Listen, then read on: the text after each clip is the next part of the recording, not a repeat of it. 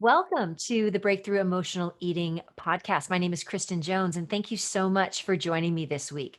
We have such a great topic tonight.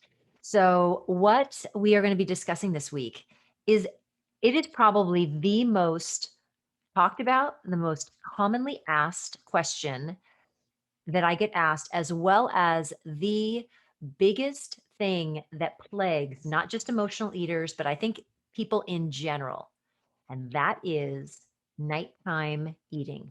And nighttime eating is something that plagues so many people. I know it was a huge issue in my life for a very, very long time.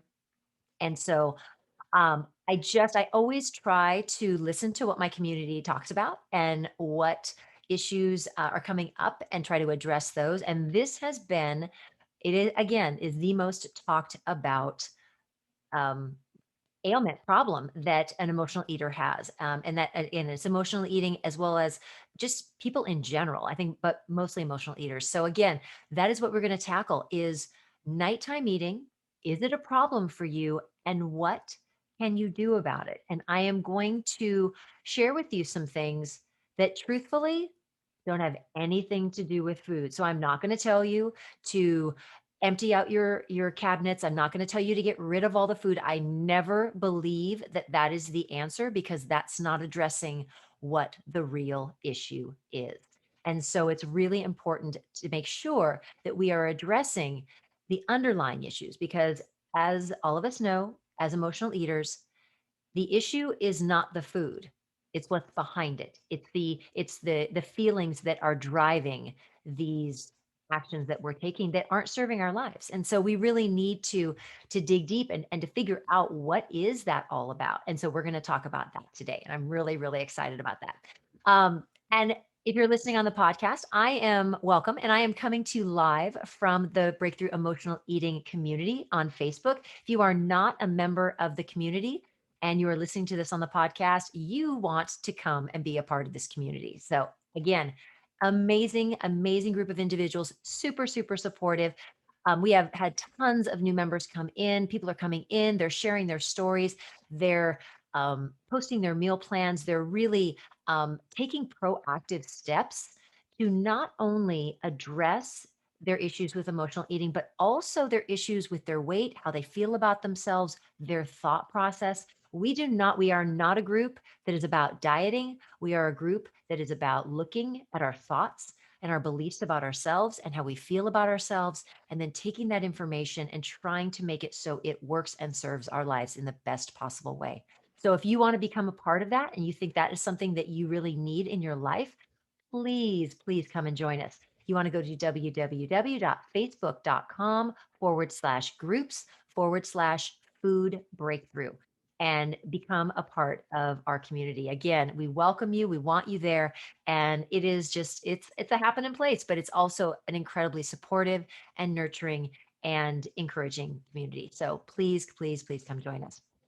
Now, I always will do a client or a member shout out. And today I've actually done a shout out in regards to this member before, but she has just been absolutely amazing with her commitment to herself. So, Crystal, I am going to call you out. So Crystal knows who she is, and I'm going to call her out because she has been working probably for the last, I think since I think she was saying January, maybe beginning of January, maybe end of December. She came into the group. She's a member in the group, and she has taken the information that I've given, the information that I've provided for her, and she was already making some changes to her life and making changes to how she was eating and how she was thinking. And in the past month and a half, she is down 15 pounds. And this is her doing this on her own. She's posting her meal plans. She's posting her exercise routines. She is encouraging and uplifting other people. And as she has said, it's all been about her mindset. It's all been how she's been thinking about herself and the thoughts that she's been having, and she's seeing the progress and she's seeing the successes. And so, Crystal, I am just so incredibly honored to have you as a member of the community and having you serve as such a valuable role model to other people in the group. It is really, really amazing. And it's not about the 15 pounds. It's not about that. It's about what you're learning and then what you're sharing with other people and how just truly inspiring you are, as well as encouraging and motivating to other people. So thank you so much for what you're doing for the group. And I appreciate it. And I just want you to keep on doing what you're doing. And you're just one day at a time getting towards that weight loss goal. So again, super happy that you're with us. All right, on to the topic of the day. And oh, such a loaded topic. So we are going to be talking about the we're going to be talking about the I want to make sure I was recording. Here we go. We're going to be talking about nighttime eating. So I am going to shock you all. And again, as I say, I don't, this is not going to be what do you need to remove from your house? What foods do you need to not have around the house? That's not what we're going to be talking about tonight. What we're going to be talking about tonight is what do you need to be thinking in order to move past your emotion, your it is fully emotional eating at night because we know, and I think I can speak for most people. If you've had dinner, eating 2 hours later is not really necessary. It isn't necessary. So every person that I've spoken to when we talk about nighttime eating, to a person, they always say, "I'm not hungry. I know I'm not hungry." And I eat anyway. And that is telling you that there is something else, there's something behind it. There is another thing that you need. So I'm going to give you 3 things to examine, to look at in your own life. So if you have a piece of paper and a pencil and something to write, something to write down, something to write on and something to write with, you're going to want to look at these 3 things and you're going to want to see what you maybe need to look at, what you may need to tweak. And it's not going to be a big thing, but it's going to be a powerful thing to move you towards taking those steps to eliminating your nighttime eating. So the first thing I want you to think about is, what are you telling yourself about your nighttime eating? So when I say that, what I mean is, do you keep saying to yourself, I have an issue with nighttime eating. I'm a nighttime eater. I eat at night. I eat when I'm not hungry. Gosh, I have a problem with sweets after dinner. I'm going to tell y'all that is your first and biggest issue. So I know there's a lot of people watching right now. If you are a person, if you have said that in the last week, I am a nighttime, I'm a snacker. I snack at night. I eat at night. If you are saying that to yourself, let's be honest. Let's own our stuff here. So I just want you to say nighttime in the comments. If you are telling yourself and reinforcing to yourself that in fact you are a nighttime eater, that would be the first thing I would tell you that you need to change. You need to stop saying that. If we keep telling ourselves things that we're doing that aren't working for us, that just doesn't make any sense. Why would we continue to tell ourselves something that we don't want to keep doing? So the thoughts, and we talk about this all the time in the group, the thoughts that you have about yourself, the thoughts that you think, they create the emotions that you have and the feelings that you have. And they, in turn, we don't ever do an action unless there's a feeling behind it. So if you keep telling yourself, I am a person who is a nighttime eater, if you keep telling yourself that, that is what you are going to keep being, is a nighttime eater. You are going to be the snacker after dinner. So first and foremost, you've got to stop doing that. We have to stop. We have to start changing the things we say to ourselves. So you are not you, and I'm gonna also tell you that you never want to say I am not something, because the universe, God, doesn't hear the word not. So we want to say, and this is actually, it's really interesting. I just got off the phone having a session with a client. And the thing I told her to say to herself was, I, the last food I eat is my dinner. After dinner, I stop eating. I no longer eat after dinner. That's what I told her to tell herself in the morning. That's what she needs to plant in her brain and tell herself. I don't eat after dinner. I eat my dinner and then I'm done. Those are the statements you need to make to yourself. And I know some of you may be rolling your eyes going, what the heck is that going to do? That gives your brain direction.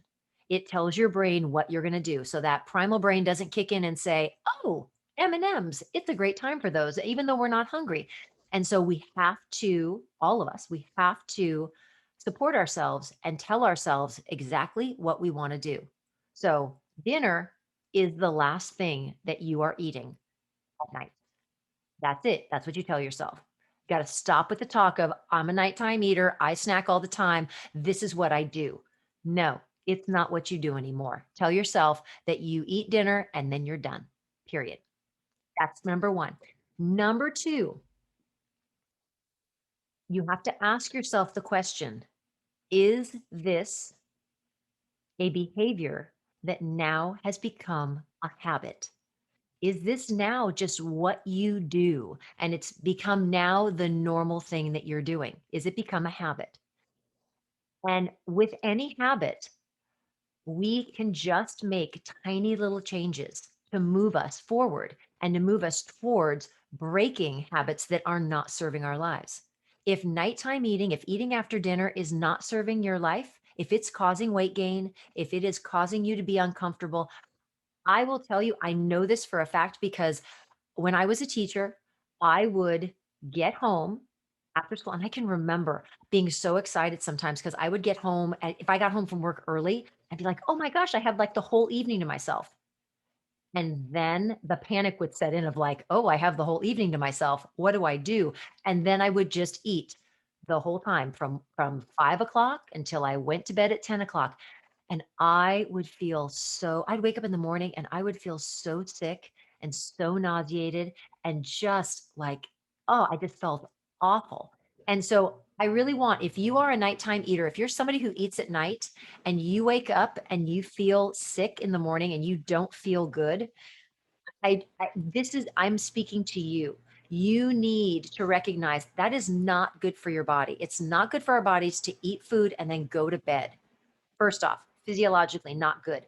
But from a habitual standpoint, continuing to do something that doesn't serve us doesn't make us feel good. It doesn't, because it doesn't make any sense. We start to think, well, why am I doing this? I'm just going to say hi to a couple people. Hi, Mary. Hi, Linda. Hi, Christine. I just want to make sure I can see everybody here. So that just doesn't make any sense. It doesn't make any sense for us to do that. So we really do need to really think about that. Is this just become a habit? And it is something, and again, it goes back to that first thing. Is it something that we just keep doing? So here's what I'm going to challenge you on. After dinner, what is it that you, and these are questions I want you to ask yourself. After dinner, what is it that you really need after dinner? It's not food, but you're giving yourself food. So there's something else that you need. And if you're not figuring out what that is, it's going to make it really hard because, again, you can get rid of all the food in the world. But there's still a store you can leave and you can go down to. I mean, there's still ways you can get food. But what is it? What need is food fulfilling in you? What do you really need in the evening? Do you need conversation from your partner? If you don't have a partner, are you alone? Are you lonely? That was my issue.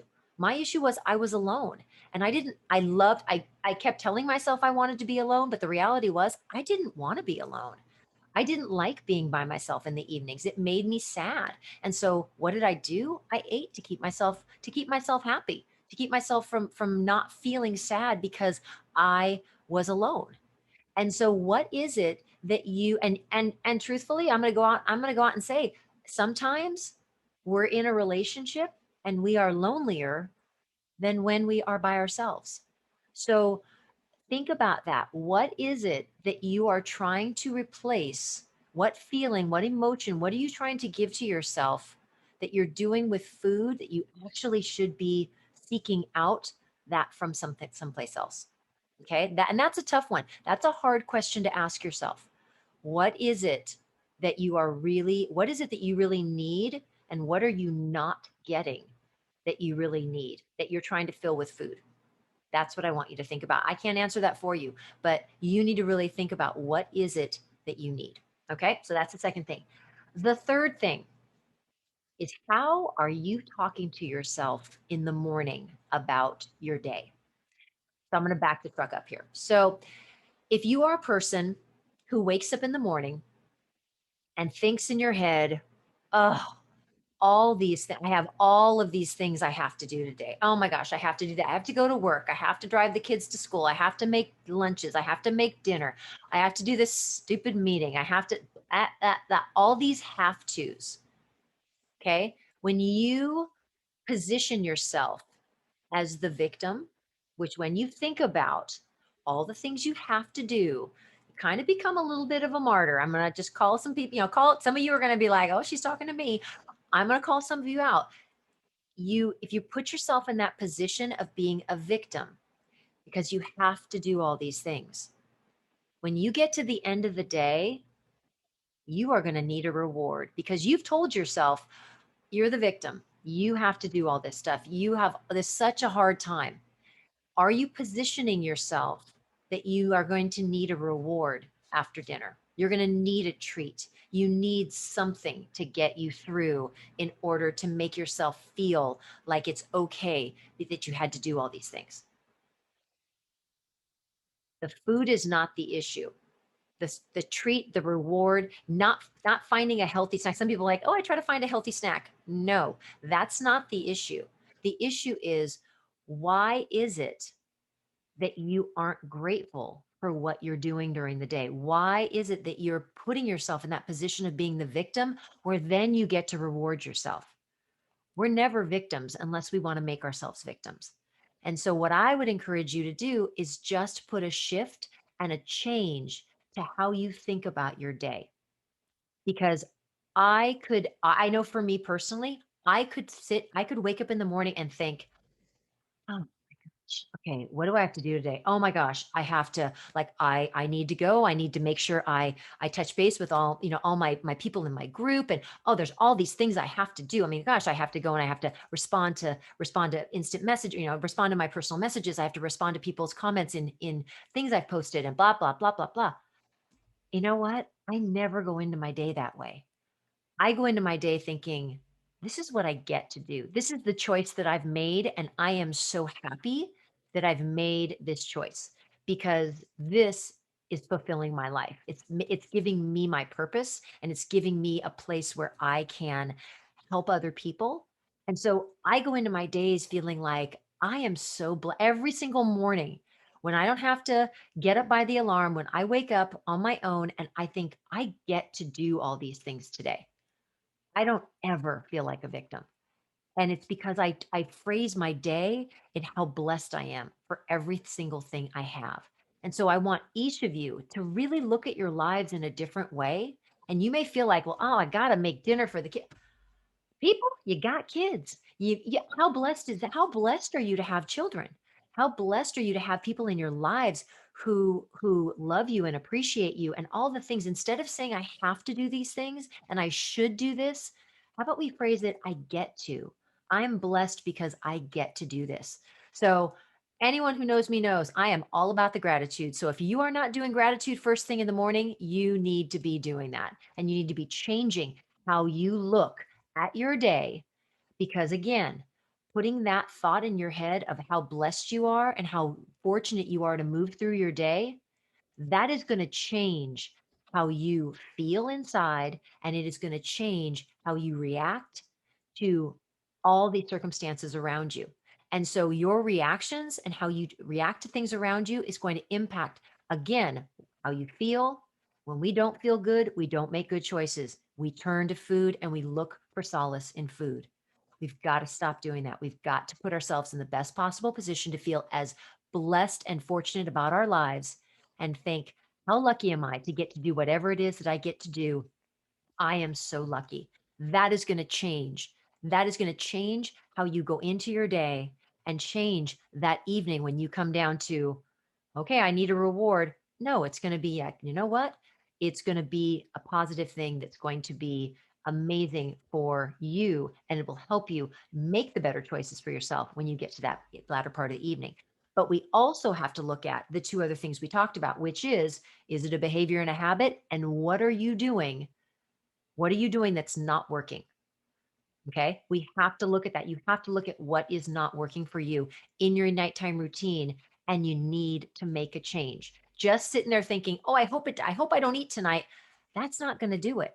You've got to decide. We've got to take control of our lives and decide, you know what? Sitting in front of the TV has not worked for the last 3 months. So what do I need to do? Maybe I need to listen to a podcast. Maybe I need to, um, maybe I need to read a book. Maybe I need to go online and buy a course and learn how to do something. Maybe that's it. Maybe I need to give back to myself and take care of myself in the evening. How many of you would take a bath in the evening? How many of you do self-care in the evening? You might be needing to do after dinner. Have your dinner and then do something nice for yourself. Do care for yourself. Take care of you.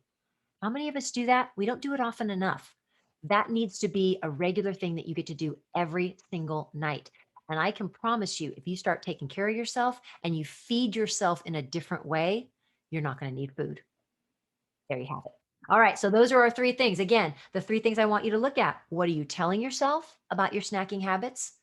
We need to say, I eat dinner and my eating is done for the day. I'm done. And not because I'm depriving myself, but because I love myself and I don't need to eat anything else.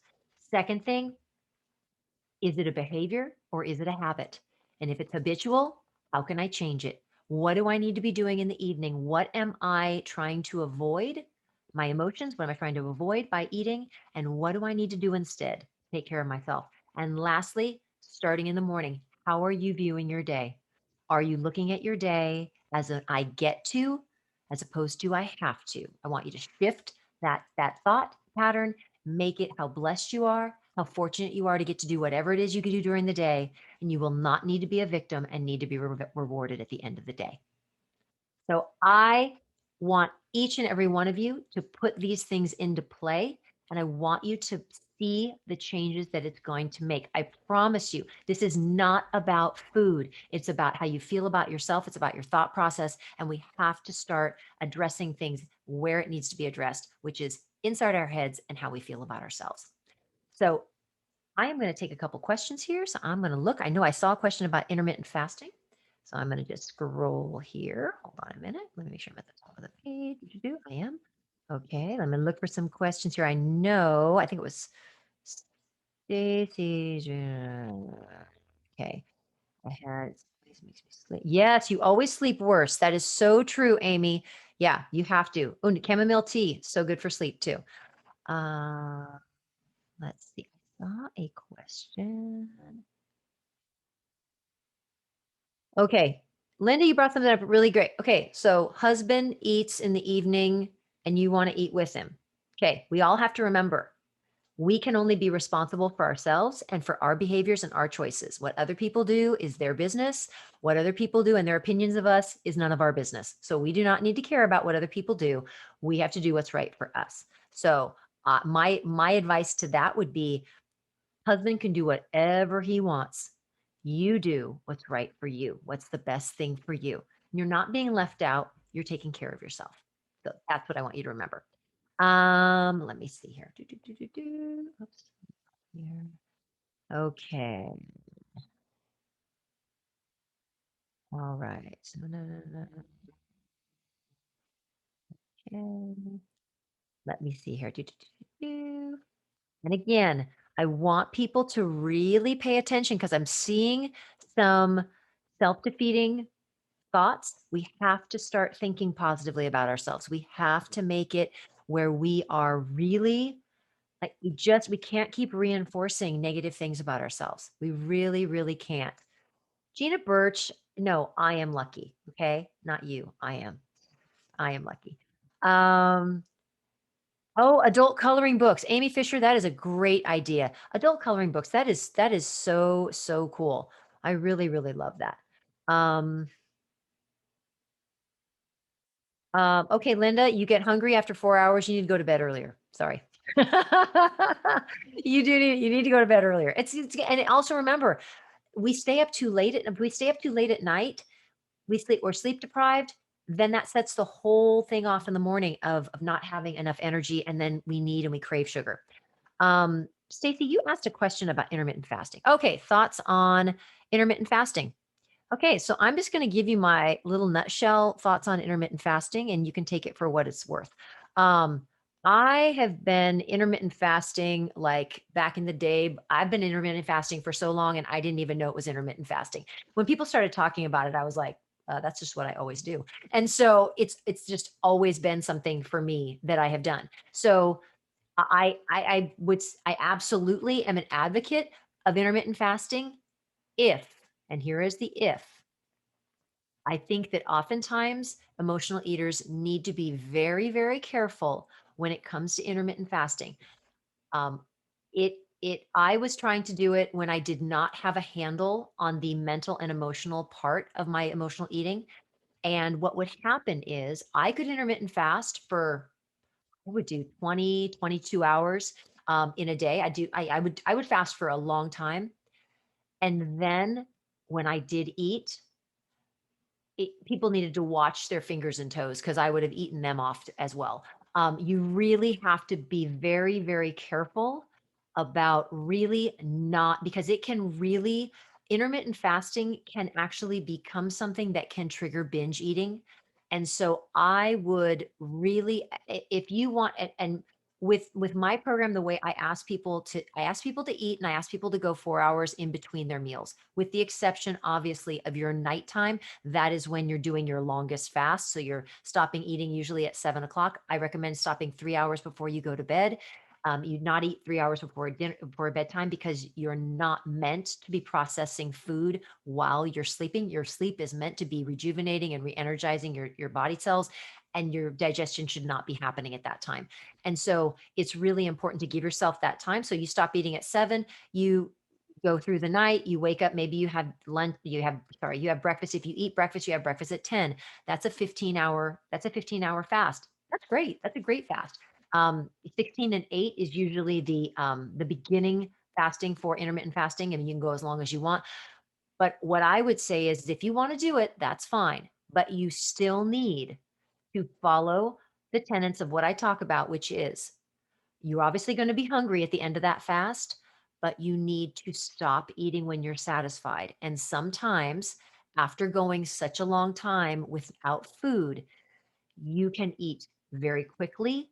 You can eat too much too soon, and you can pass that window of satisfaction very, very quickly. So it is very, very important that you really get to the place where you feel very comfortable with how you feel um, about your emotional eating. You feel like you have a good handle on it, and you can actually eat in a way that is not going to lead into a binge. So we have to be very, very careful about that.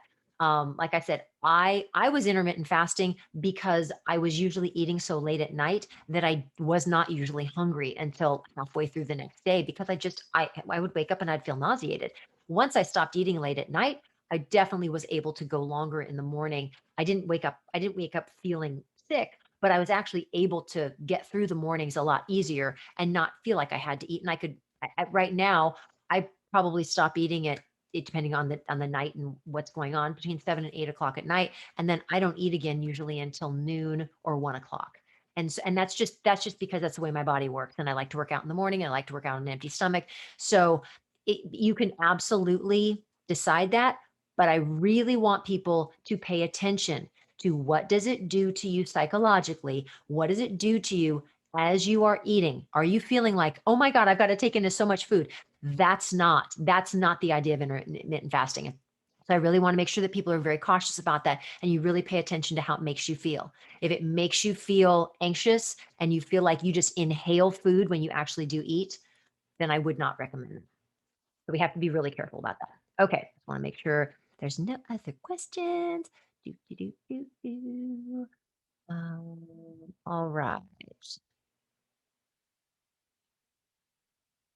Okay. Okay, I think we're good.